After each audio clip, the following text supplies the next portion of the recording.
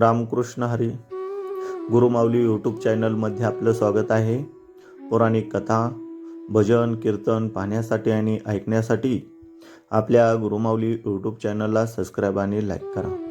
Video आवडल्यास video share करा. आज आपण भक्तिविजय या ग्रंथातील अध्याय 8 ज्ञानेश्वर माऊलींचे वडील विठ्ठलपंत कुलकर्णी यांचे चरित्र पाहणार आहोत. गोदावरी काठावर आपेगाव नावाचे एक गाव आहे. तिथे गोविंद पंत कुलकर्णी हा भागवत भक्त राहत होता. त्याच्या पत्नीचे नाव नीराबाई. नीराबाईला एक मुलगा झाला. त्याचे नाव विठोबा. विठोबा विरागी वृत्तीचा होता. 8व्या वर्षी त्याची मुंज झाली. त्याने वेदशास्त्र, काव्य, व्याकरण यांचा अभ्यास केला. मग आपण तीर्थयात्रा करावी असे त्यांच्या मनात आले. द्वारका, पिंडारक, सोरठी, सोमनाथ, मुचकुंद इत्यादी तीर्थे उरकून तो सप्तशृंगीला आला. तेथून ब्रह्मगिरी, भीमाशंकर इत्यादी जाऊन विठोबा आळंदीला आला. इंद्रायणीचे स्नान, देवदर्शन हा विठोबाचा नित्यक्रम होता.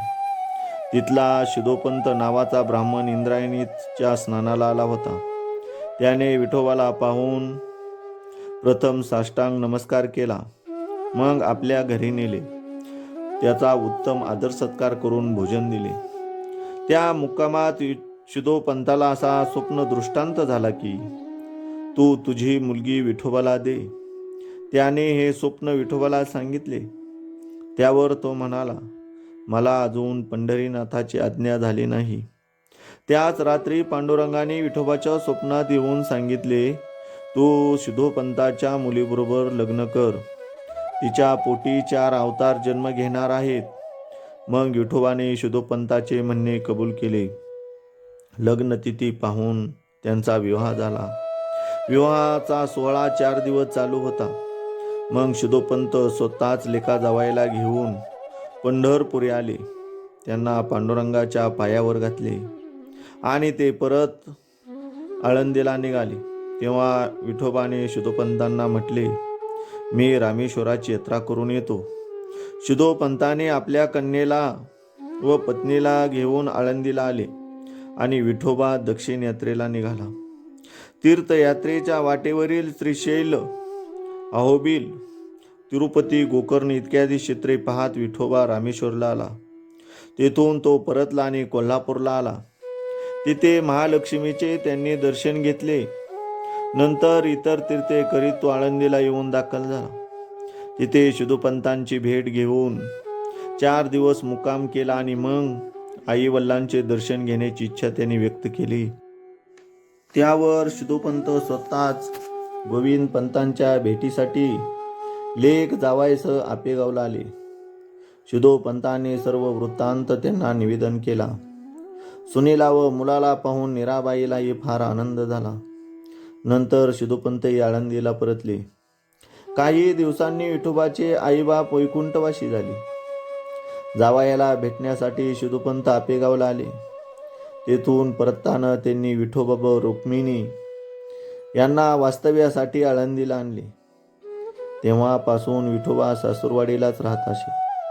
तिथे हरिकीर्तन, संत दर्शन हा त्यांचा नित्यक्रम होता. दरवर्षी आषाढी कार्तिकीच्या वारीला ते जात असत. विवाह होऊन बराच काळ लोटला होता, तरी विठोबाला पुत्रदर्शन झाले नव्हते. म्हणून त्याने मन उद्विग्न झाले होते. त्यामुळे तो आपल्या पत्नीला म्हणाला, वाराणसीला जाऊन संन्यास घ्यावा असे मला वाटते, म्हणून तू परवानगी दे. रुक्मिणीने ही गोष्ट आपल्या वडिलांच्या कानी घातली. त्यावर त्यांनी सांगितले, पुत्ररत्न दर्शन झाल्याशिवाय संन्यास घेण्याचा अधिकार नाही, म्हणून परवानगी देऊ नकोस. विठोबाच्या मनात वैराग्य वाढीला लागले होते. एकदा पत्नी असावध असताना त्याने गंगा स्नानाचे निमित्त करून काशीची परवानगी मिळवली.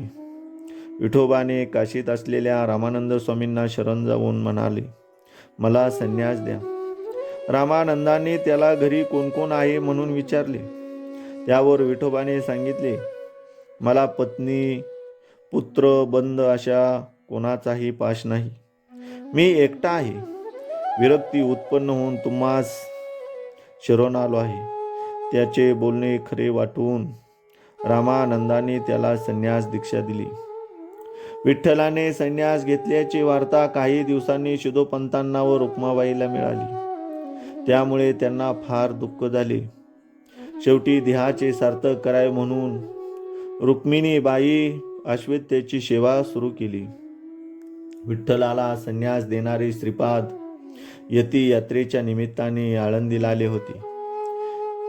हे तिथे एका अश्वत्थाच्या पारावर बसले होते. रुक्मिणीने त्यांना नमस्कार केला. त्यावेळी यतीने तिला अष्टपुत्र सौभाग्यवती असा आशीर्वाद दिला. तो आशीर्वाद ऐकून रुक्मिणी हसून म्हणाली, माझा नवरा तर संन्यासी काशीत राहत आहे. त्यावर यतीने म्हटले, माझा आशीर्वाद खोटा ठरणार नाही. मग रामानंदाने शिदोपंतांना म्हटले, तुम्ही मुलीला घेऊन माझ्याबरोबर काशीला चला. एकदा ब्रह्मदेव आणि शंकर विष्णूकडे येऊन त्यांना म्हणाले, आपण निवृत्ती, सोपान व ज्ञानेश्वर या नावांनी भाऊभाऊ म्हणून एकाच घरात अवतार घेऊ. आदिमाया मुक्ताबाई ही बहीण म्हणून येईल. 12 वर्षाच्या काळात त्यांना 3 पुत्र व 1 कन्या झाली. याप्रमाणे भक्तिविजय या ग्रंथातील 8वे पुष्प या ठिकाणी समाप्त होत आहे. रामकृष्ण हरी.